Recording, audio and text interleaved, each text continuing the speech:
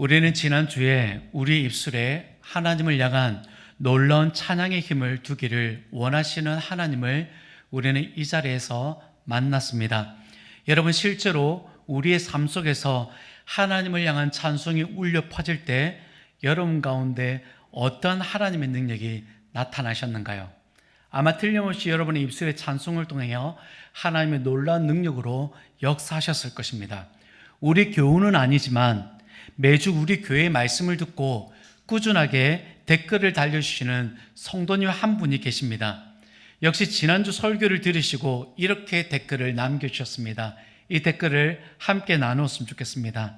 아멘. 찬양이 가슴을 깊이 파고들 때가 있습니다.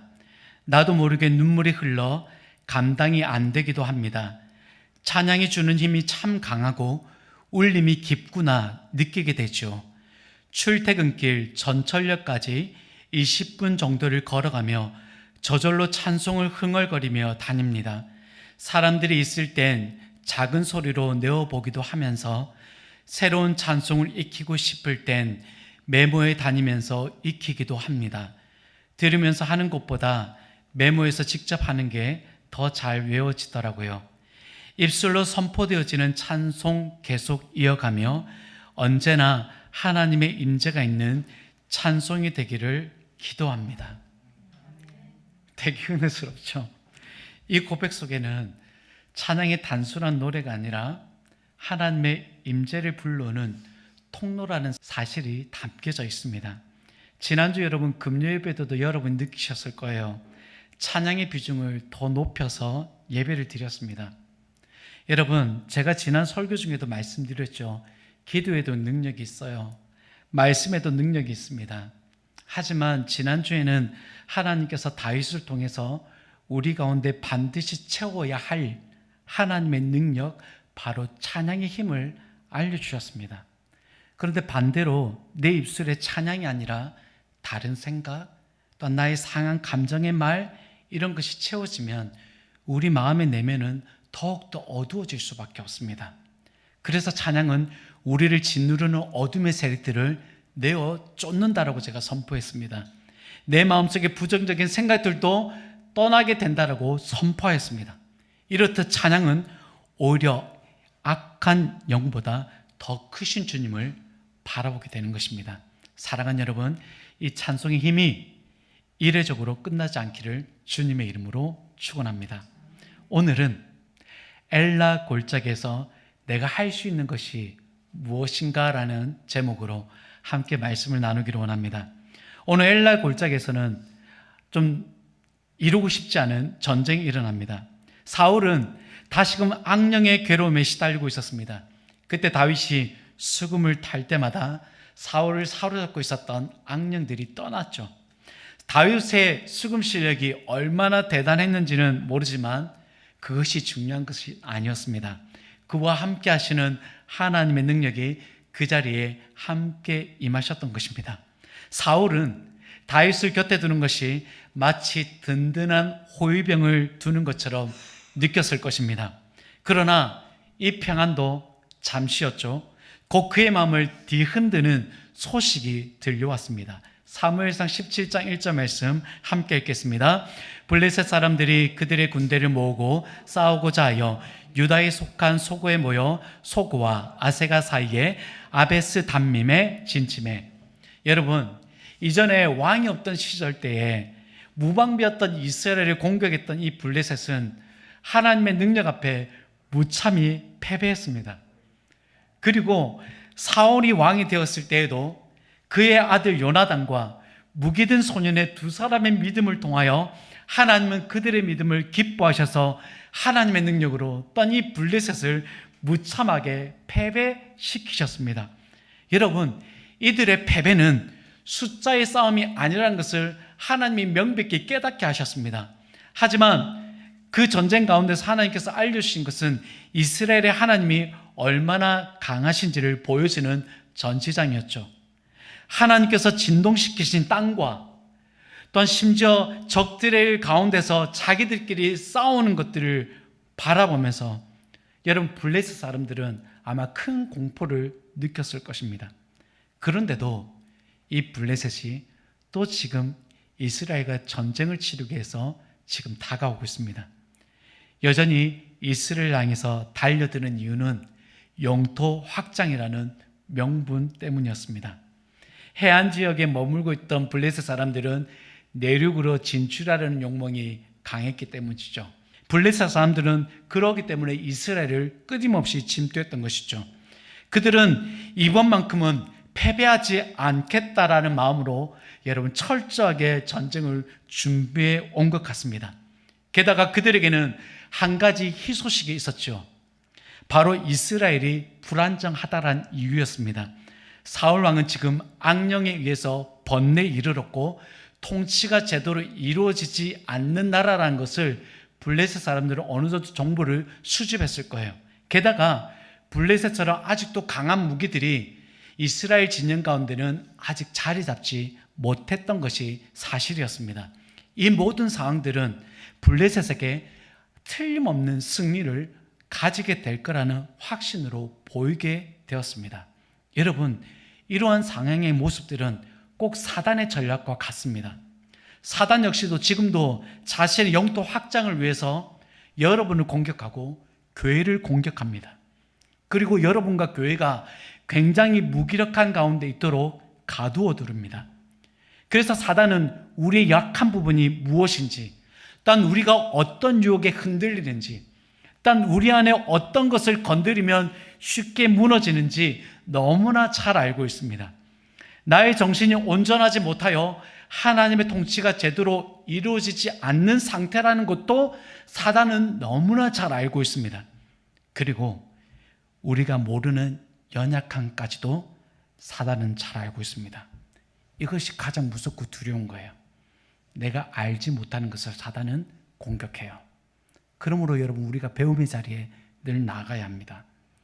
사단은 자신의 전략이 또한 드러나지 않도록 우리의 눈을 어둡게 만들고 세상의 흐름에 우리를 동요하도록 부추깁니다. 에베소서 2장 2절 말씀 함께 읽겠습니다. 그때 너희는 그 가운데서 행하여 곧 지금 불순종의 아들들 가운데 역사하는 영이라. 아멘. 여러분, 사단을 공중의 권세 잡은 자라고 말씀하고 있습니다.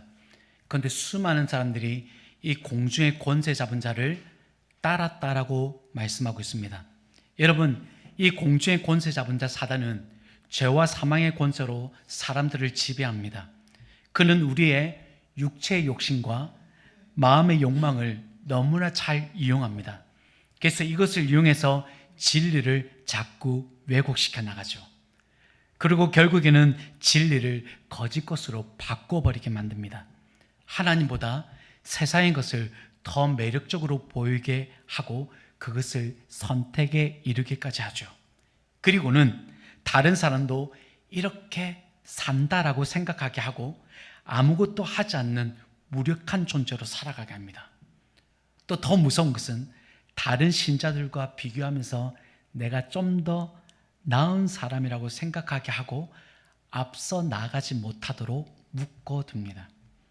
여러분, 이러한 예가 오늘 본문에서 전쟁을 대치하고 있는 사울 왕과 이스라엘 백성들과 심지어 다윗의 형들에게도 나타나고 있습니다. 블레셋이 진치고 있는 지역은 화면의 지도처럼 유다에 속한 소고와 아세가 사이에 위치하고 있습니다.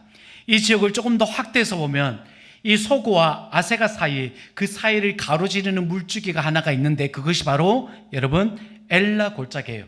그래서 블레셋 진영과 이스라엘 진영 사이에는 여러분 5개의 골짜기가 있습니다. 그 5개의 골짜기 중에 하나가 엘라 골짜기예요. 그런데 여러분, 이 골짜기가 왜 중요하면 이 골짜기를 통과하게 되면 바로 이스라엘 진영으로 바로 적진에 침투해 들어오기 때문에 이 지역은 어떻게든 고수해야 합니다. 여러분, 그런데 이 엘라 골짜기, 엘라라는 말은 상수리 나무라는 뜻을 가지고 있습니다. 이 골짜기는 상수리 나무가 굉장히 많았거든요. 그래서 붙여진 이름인 것 같아요. 상수리 나무를 하면 여러분 성경 여러 곳에서 떠올리는 것들이 여러분 있을 거예요. 창세기 12장에서는 아브라함이 하나님을 상수리 근처에서 만나고 하나님의 언약을 받죠. 거기서 아브라함이 제단을 쌓고 여호와의 이름을 불렀던 장소, 그것이 바로 상수리 나무 아래였습니다.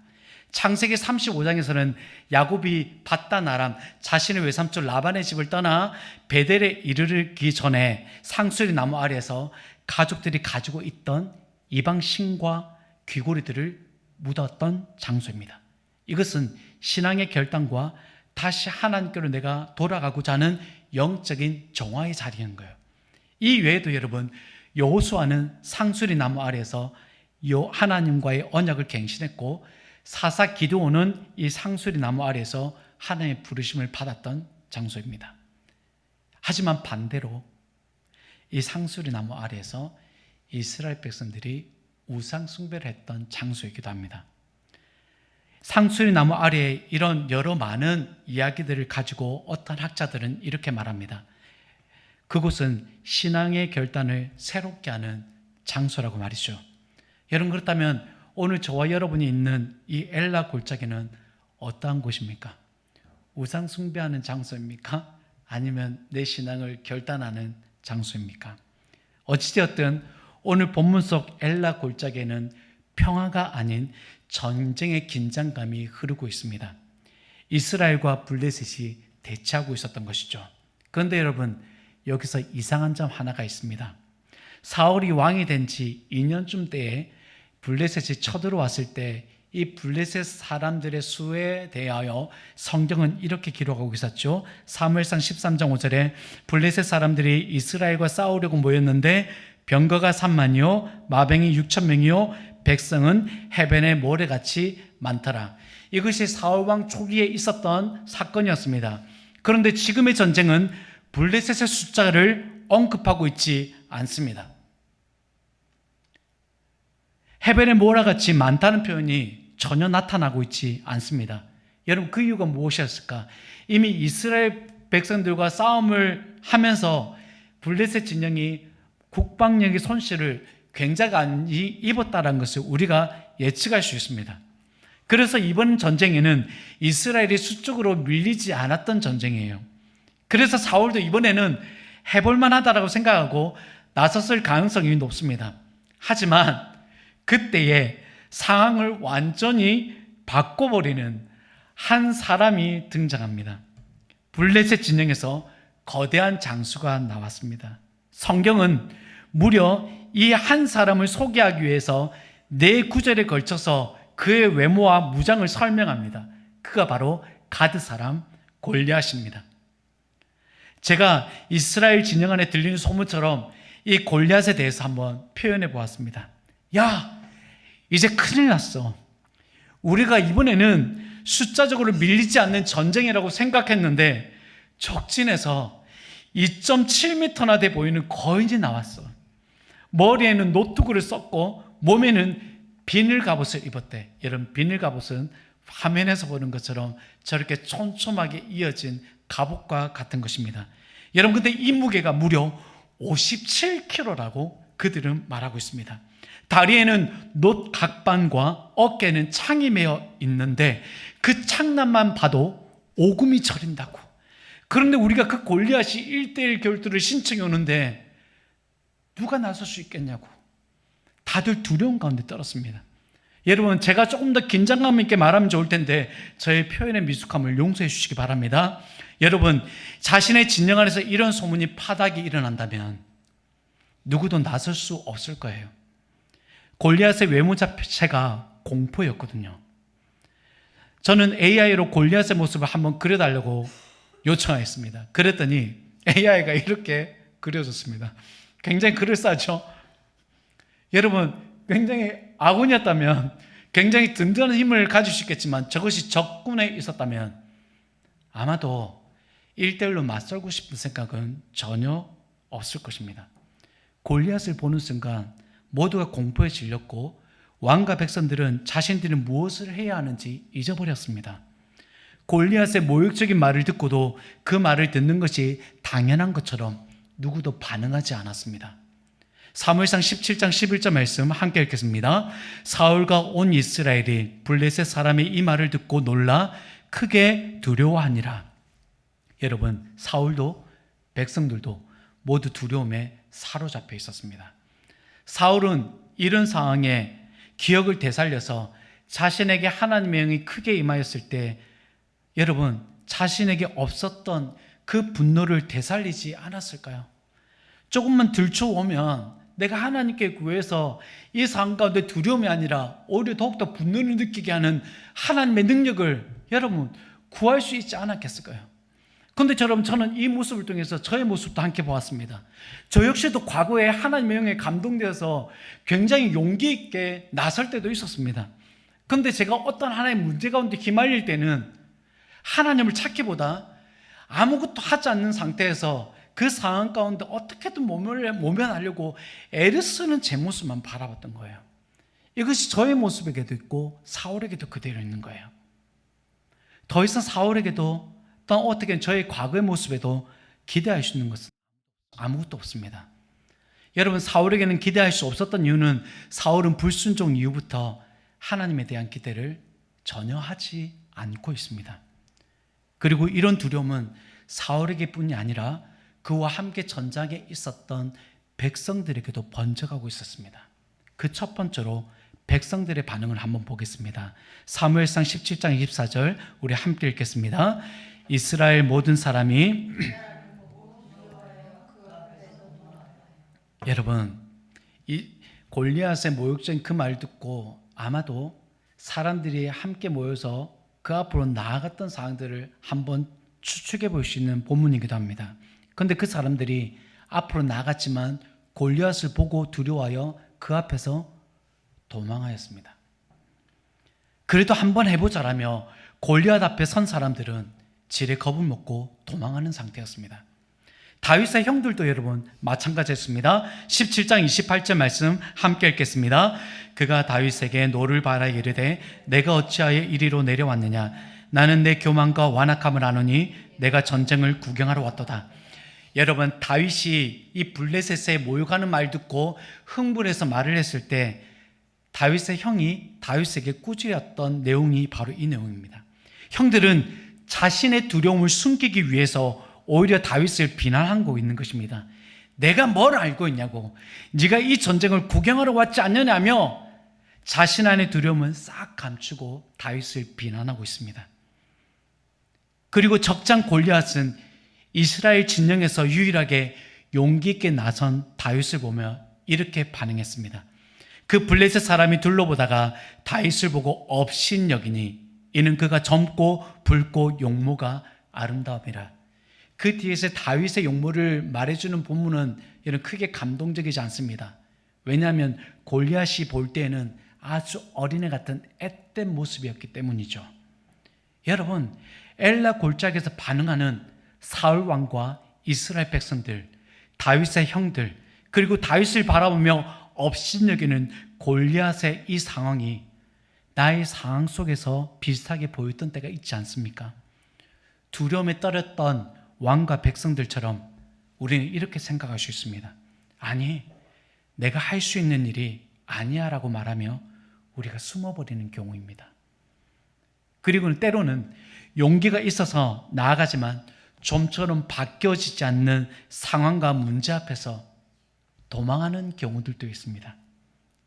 다윗처럼 이제까지 쌓아왔던 신앙의 경험도 있고 예배 때 얻은 도전을 가지고 용기 있게 나서 보기도 하지만 나도 할 수 없는 일을 네가 할 수 있느냐라며 어느 누군가가 나에게 조론 섞인 말을 할 때가 있고 또 다르게는 나 스스로 나 자신에게 그 말을 들려주는 때가 있습니다. 그럼 우리는 이러한 엘라 골짜기에서 할 수 있는 것이 여러분 무엇입니까? 웅크리거나 숨거나 도망하거나 타인과 나 자신에게 비난하는 말들을 들으며 우리는 도망하게 될 것입니다. 여러분 이런 엘라 골짜기에서 다윗은 이렇게 외칩니다. 여러분 17장 45절 말씀 한 목소리로 여러분의 고백인 것처럼 함께 읽겠습니다. 다윗이 블레셋 사람에게 이르되 너는 칼과 창과 단창으로 내게 나아오니와 나는 만군의 여호와의 이름 곧 내가 모욕하는 이스라엘 군대 하나님의 이름으로 내게 나아가노라. 아멘. 여러분 제가 이 설교를 준비하면서 심적으로 많은 고통이 있었습니다. 왜냐하면 이 본문은 너무나 잘 알고 있고요. 이 이론 역시도 우리가 너무 잘 알고 있습니다. 그런데 제가 이 설교를 여러분에게 어떻게 해야 될까? 이 뻔한 스토리 이야기를 어떻게 들려줘야 우리가 믿음 가운데 반응할 수 있을까? 이것을 고민하면서 여러분 이 설교를 준비했던 것 같습니다. 여러분, 이 다윗의 고백, 여러분의 고백으로 만들어가고 싶지 않습니까? 세상 눈으로 보면 다윗은 정말 어리석어 보입니다. 아무것도 갖추어지지 않았어요. 골리앗처럼 갑옷을 입지도 않았어요. 입어보았지만 자신에게 맞지 않는 것이었습니다. 덩치 큰 골리앗 앞에서 다윗이 가지고 있었던 것은 물맷돌이었습니다. 하지만 여러분, 다윗이 물맷돌을 챙겼지만 이것을 믿지 않았어요. 그가 의지한 것은 오직 만군의 여호와의 이름이었습니다. 여러분, 사도 바울도 그랬죠. 헬라 철학의 도시 그리스에서 그는 논리나 지식이 아니라 예수 그리스도의 이름으로 나갔습니다. 예수님의 제자들은 어떻습니까? 예수님의 이름으로 귀신을 쫓아내고 병든 자를 고쳤습니다. 여러분, 바울은 유대인으로부터 수많은 비난을 받았습니다. 자신의 가말리아 휘하 문화 문파에서 훌륭한 교육을 받았지만 예수를 믿는다는 이유만으로 그는 쫓겨났습니다. 그리고 그가 복음을 전할 때마다 그가 속한 문화의 지파의 생들에게 온갖 많은 지탄 또한 받았을 것입니다. 그럼에도 바울은 예수 이름을 가지고 나갔습니다. 예수님의 제자들도 마찬가지였습니다. 유대인들로부터 많은 비난을 받았고 바리새파 사람들에게 어디 문파에도 없는 자들이 이런 허구맹랑한 말을 전하느냐며 온갖 비난을 다 들었습니다. 그럼에도 불구하고 예수님의 제자들은 예수님의 이름으로 복음을 전하고 예수님의 이름으로 귀신 들린 자와 병든 자들을 고쳐나갔습니다. 여러분, 세상의 지식들이, 세상의 의학들이 우리를 고치고 회복하는 것은 맞아요. 하지만 이것이 모든 사람들을 다 낫게 하지 않습니다. 세상은 더 편리해지고 세상의 지식은 더 많아졌습니다. 그럼에도 불구하고 우리가 한 달이 건너가면 가정들이 다 무너져 있습니다. 자녀들도 정신적인 혼란 가운데 있고요. 세상의 모든 가정들이 이미 다 깨어진 상태에서 지내고 있습니다. 교회 안에서 많은 신앙인들이 모여서 예배하지만 예배의 힘보다, 하나님의 능력보다 단순하게 습관처럼 예배드리는 경우들도 많이 있습니다.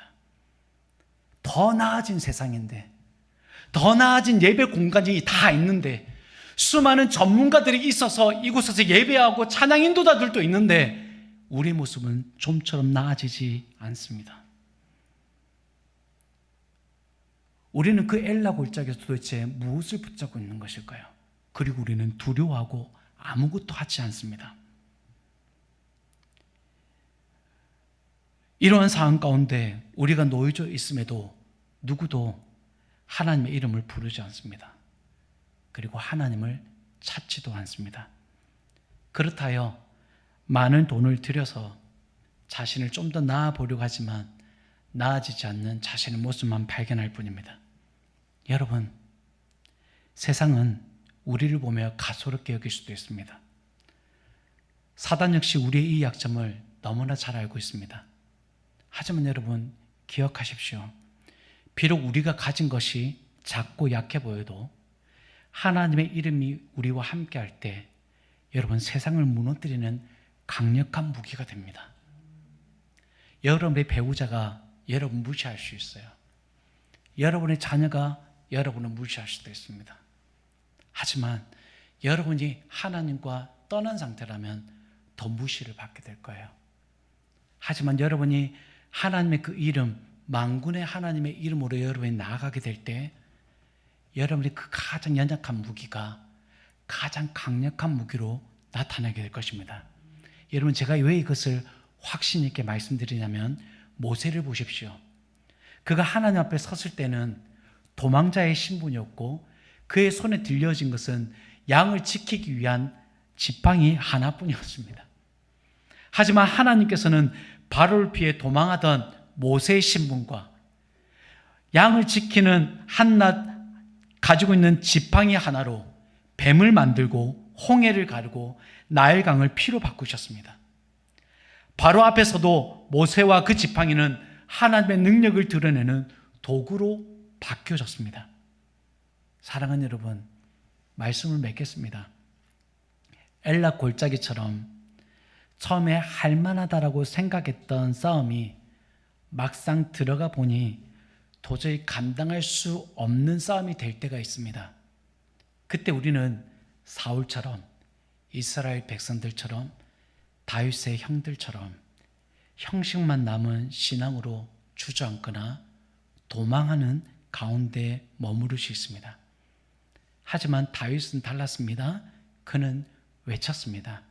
너는 칼과 창과 단창으로 내게 나오지만 나는 만군의 여호와의 이름으로 내게 나아가노라. 사랑하는 여러분, 다윗의 그 물맷돌은 칼을 쥐고 있었던 사울도 대적하지 못했습니다. 누구도 골리앗을 무너뜨릴 수 없다고 했지만 다윗에 들려져 있던 여러분, 그 물맷돌은 240km의 속도로 골리앗의 정중앙의 이마를 강타하였습니다. 모든 사람이 우습게 보는 하나의 도구는 칼로도 할 수 없는 것을 가장 미약한 도구로 그 이마 한중앙을 공격하였던 것입니다. 사랑하는 여러분, 오늘 다윗의 이 고백이 저와 여러분의 고백이 되어지기를 바랍니다. 그리고 이 고백으로 다시 일어서시기를 바랍니다. 두려움이 아닌 믿음으로, 계산이 아닌 순종으로 여러분이 가진 것을 던지십시오. 그리고 믿으십시오. 하나님은 그 작은 물맷돌 하나를 통해서 큰 골리앗을 무너뜨린 것처럼 여러분을 무너뜨리고 억누르게 하는 그 엄청난 적들을 하나님이 무너뜨리게 되는 것을 여러분이 보게 될 것입니다.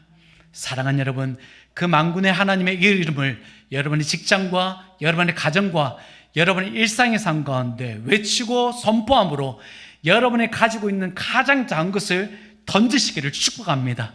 그 가운데 하나님의 놀라운 능력을 우리가 힘입어 그것이 오늘 저와 여러분의 하나의 간증으로 기록될 줄 믿습니다.